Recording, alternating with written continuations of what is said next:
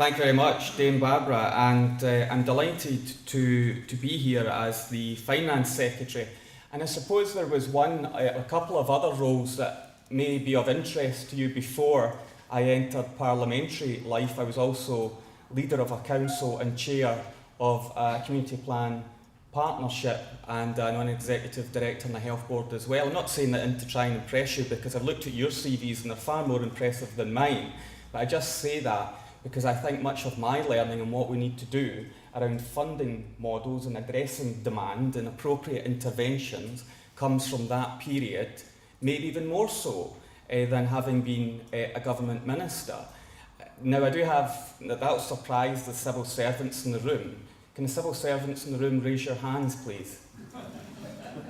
You see, I brought quite a few of them. In the West, of course, they're described as honors. They're my honors. They have scripted a wonderful speech for me this morning that I'm not going to use. Not because it wasn't a wonderful speech, it was, and it was very thought-provoking, but I felt it covered some of the financial mechanisms and issues which you actually know perfectly well. So it was very good for me to have a deeper understanding of the issues that you're wrestling with. But what I want to do this morning is to raise with you my perspective and the government's perspective on the overview, on the challenges and potential ways forward as well. And in a sense, what works. You've got excellent speakers in terms of some of the financial models and alternatives that we can consider. Including from Paul Harrod from the Together Social Business Group, Toby Eccles from Social Finance, Ian Maher of Aberdeen YMCA, and Andrew Morris of Dartington Social Research Unit. And I'll be very interested to catch up with John Traynor from Renfrewshire Council, where I used to be the council leader, and we undertook, whilst I was leader, the Dartington project in partnership with the Social Work Department in Renfrewshire, around achieving step change. So I'll be looking forward to the full update on that. If you achieved the step change that I set out some you put your thumbs up, 5 or 6 years ago. And I want to give you just I'll cover the government's message, but to impress upon you my belief in the preventative approach on early intervention and on doing things differently. I think the Scottish Government has received very positively bids and suggestions for doing things differently. And when I was a council leader, I took forward family nurse partnerships, positive parenting programme, investment in housing. But, there's one little project that I prided myself on locally. It was actually a skate park. It was a skate park. Young people wanted somewhere to enjoy their sport, somewhere neutral where they could gather, but there was no finance, and there was no one willing to drive it forward, and local police, of all folks, said, let's take that forward. There was no mechanism to make it happen until I became leader of the council and was able to make it happen. So all the great strategies in the world didn't answer that, didn't deliver that, but it was an organic growth. It was the right people with some good ideas just coming together and making it happen. And that's what I think this morning is partly about. I don't want another strategy on financial models. We want actions. We want what can work. What are the vehicles? What are the mechanisms to deliver that change that we know is so desperately required? So I have a proven track record on intervention, on the preventative approach, on particularly early years I touch upon, because we know if we don't tackle the early years and give young folk the best start in life, then we're just going to have that cycle of difficulty continue. And fundamentally, the government has to provide more and better jobs, because we know that employment and attainment and everything around that, the social circumstance, it will impact on people's lives throughout, giving them the best start in life, and then gainful employment. So with the prominent thinkers in this room, with the network and knowledge that you have, we really look forward to taking forward some of the ideas. I won't be able to stay beyond around 10 o'clock, but the officials within the room are the eyes and ears to take it forward, and also to ensure that any models that can be progressed we can consider seriously. But it's not all about government. The partnerships are well beyond just Scottish Government with our focus, but hopefully this will create the conditions for more success. Now, Dame Barbara described it as challenging times. When have we not ever lived in challenging times? But it does feel particularly challenging at the moment, and that was before even the Brexit vote. Some people say, oh, we've come through Brexit quite well. It hasn't happened yet. This is just the vote. There's still an impact in terms of public expenditure, the economy, and other social impacts. For example, the situation of EU nationals living in the country. So impacts have yet to happen. So it was already challenging, demand on our public services, the issues and constraints around finance, growing inequality in part as well, the attainment challenge, all of these factors to be wrestled with. It was challenging enough. But with that growing inequality, this government has a clear focus on equality of opportunity, and the First Minister's laid out that we are clear that that is primarily through education and addressing the attainment gap, because the tools to do the job, to empower people to be supported and provide solutions for themselves will be critical. So education is a clear focus. But sustainable economic growth has been the government's overarching objective and will continue to be the government's overarching objective, to create the conditions for growth. But fundamentally, inclusive growth, so that we can all share the benefits of economic growth. Not that everything, of course, is down to GDP. And that's why there is such a focus on education and tackling inequality. Now, we want to work in partnership with the third sector, the private sector as well, frankly, but particularly with the third sector to co-design some of these solutions. And our third sector unit will continually work on that. I had the great privilege of steering the government's community empowerment legislation through Parliament, not to completion, because by that point I was a transport minister dealing with roads and bridges and other forms of transport and infrastructure.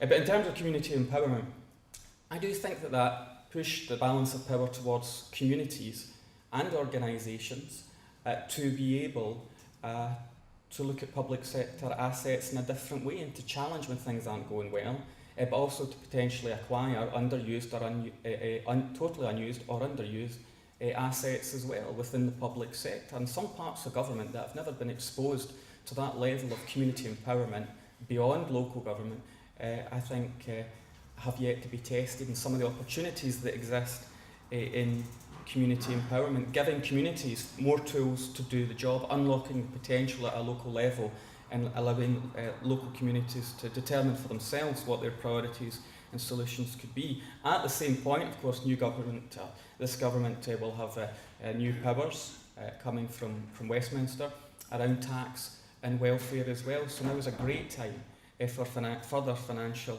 innovation.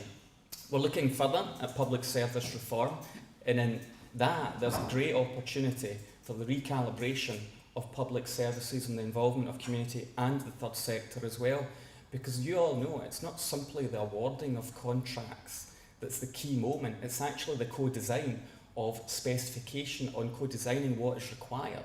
That's the key moment to be involved, rather than hope that someone simply gets the best contract on the best price or quality or whatever it happens to be in the waiting.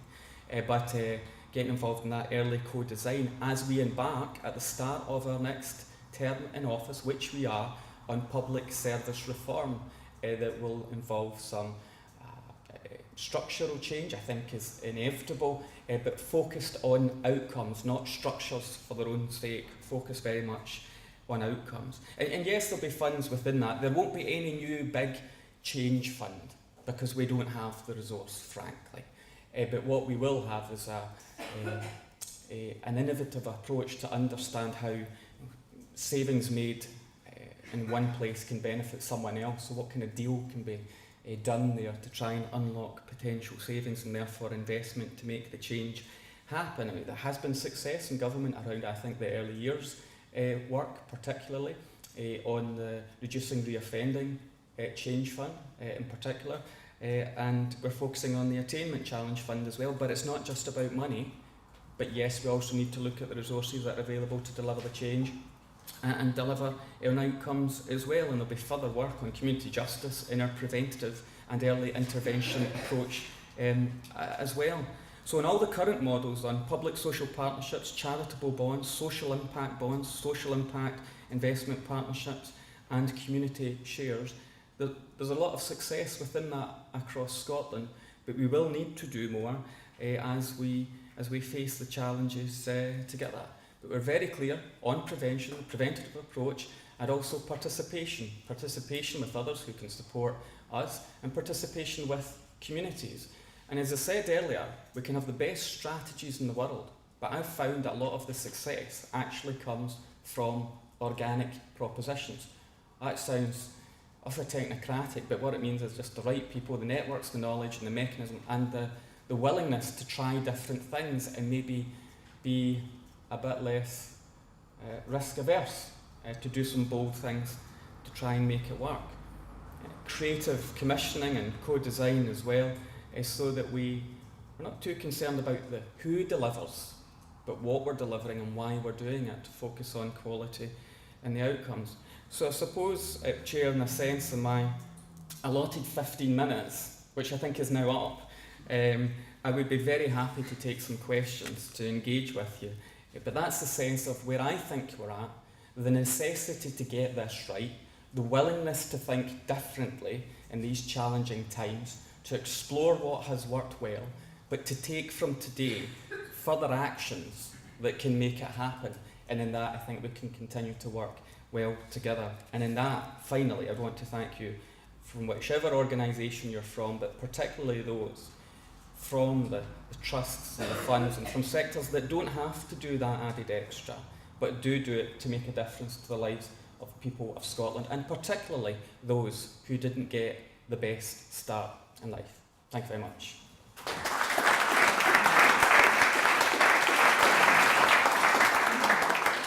you very much, Minister, for giving us such a challenging and thoughtful start to the day. Now, I'm sure there are questions, so who would like to ask the first question? Come on, make the most of the fact that we've got him here this morning.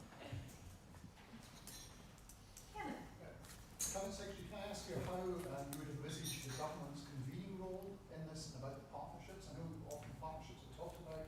One of the things that we felt was really lacking in Scotland was a forum to come together to discuss it, hence our meeting today. We'd be very keen to hear how you want to take that forward and how we'd actually constructively meet together to take forward ideas.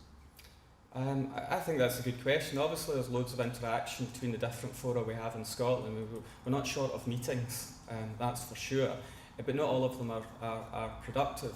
I would throw the question back at you. What collectively would you like? How would you like to frame the discussion going forward? I mean, I said a lot of the individual mechanisms work in specific areas, and some of it is piecemeal, but it works well in terms of the alternate financial models that I've seen, some of the projects that have been delivered. As we embark on public service reform, there's a cabinet subcommittee on that. There is engagement with the third sector. And I have commissioned specifically civil servants to look at, including with the private sector, on alternate funding models to unlock local economic development.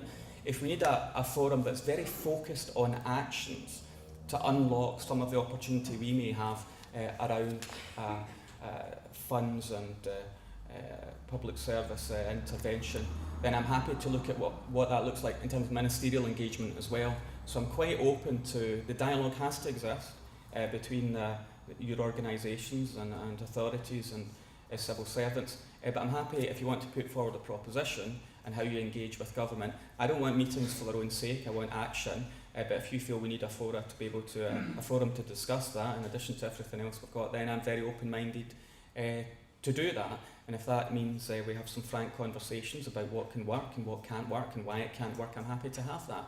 Civil servants have had a clear message. There may have been things that were ruled out in the past that we're willing to consider again, because the world has changed, circumstances have changed, and I think we have to look at every possibility to see how we can unlock the potential to make the right intervention. So that's a long-winded way of saying you can have a meeting, I suppose, but it has to be productive. I'm very happy to do that, and if nothing comes from today, then it'd be pointless, but I don't think that's going to happen. I think with the people in this room, I think there will be good output, and that will give us something to progress. Good, and gentleman here. Hi. I suppose when we look at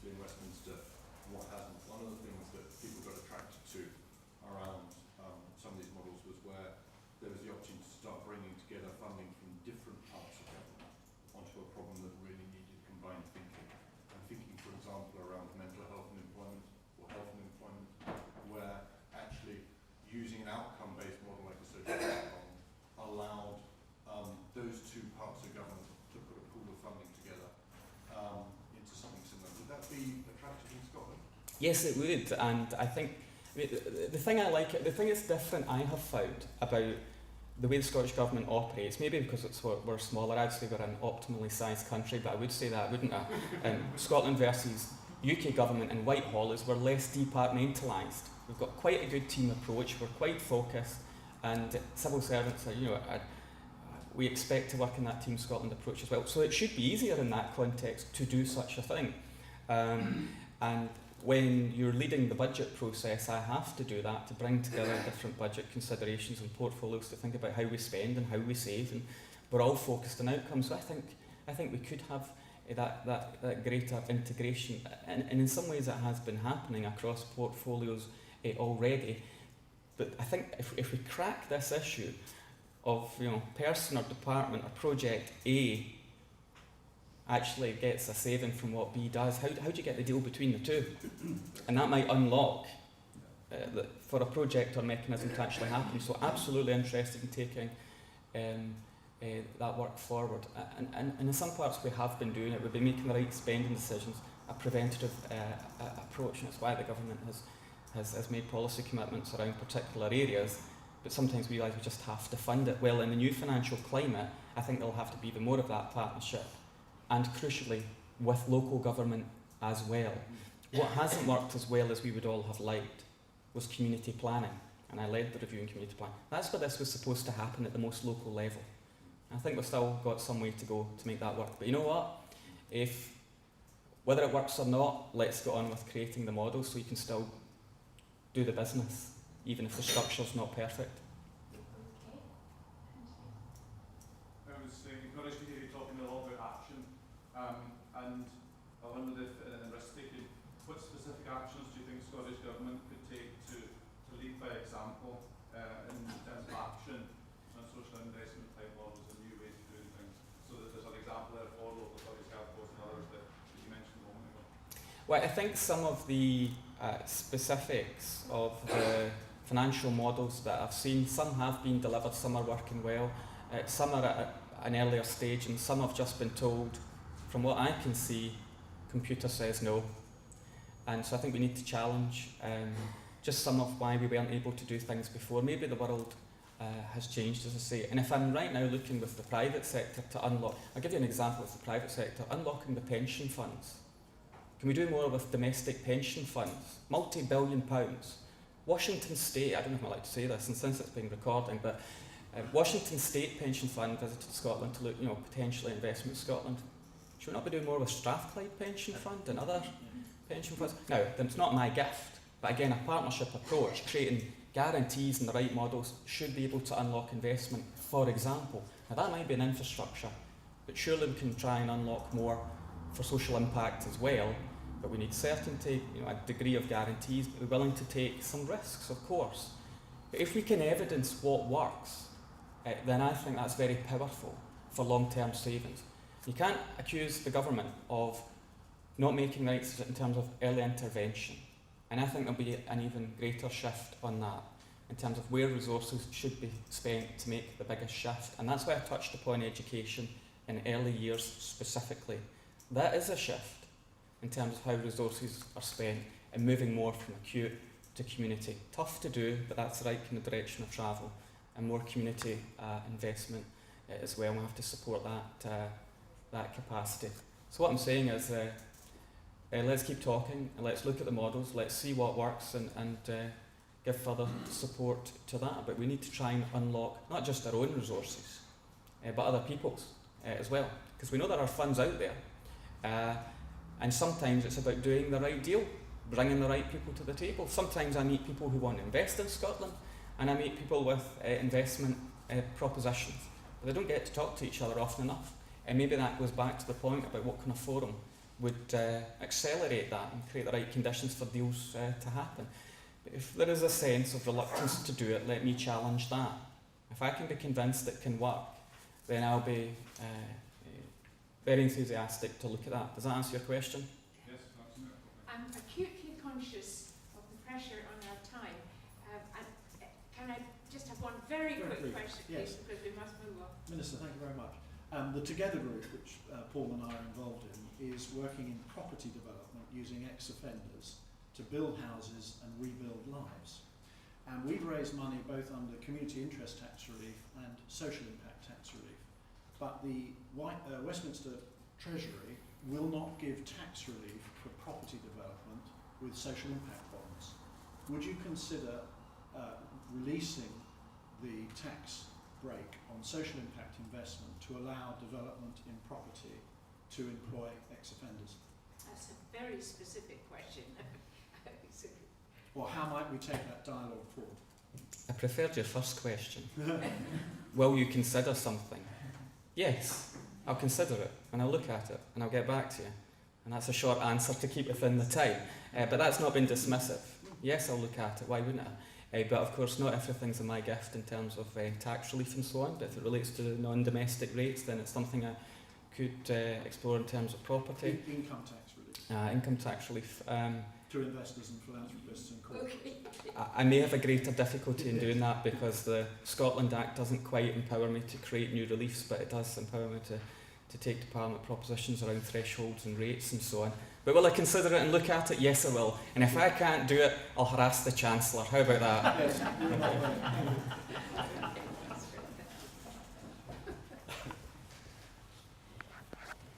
Well, once again, Minister, thank you very much for coming and joining us this morning and for so comprehensively setting out your issues and how you're going to tackle them. I was very encouraged by the very positive message that you're giving at the moment.